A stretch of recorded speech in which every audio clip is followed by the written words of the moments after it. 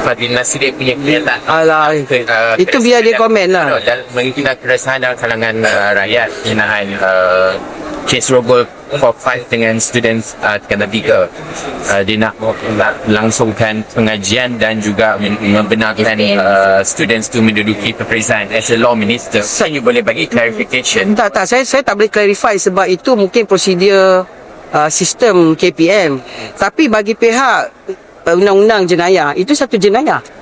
Hukuman siasatan tetap akan dilakukan oleh PDRM. So, adakah wajar diorang masa balik ke... Saya tak boleh komen. Itu isu sekolah dengan dia, KPM. Saya jaga undang-undang. Itu sebabnya bagi saya, polis kena siasat dan biarlah polis siasat supaya tindakan sewajarnya akan dikenakan.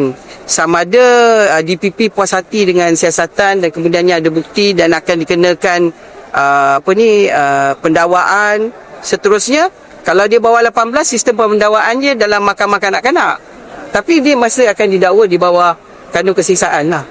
Okey? Dia bukan bawah 18 tahun, melakukan jenayah dia boleh bebas. Ini orang jangan salah faham. Salah tetap salah, jahat tetap jahat. Hukuman tetap dikenakan. Tetapi mahkamah dia mungkin mahkamah berlainan.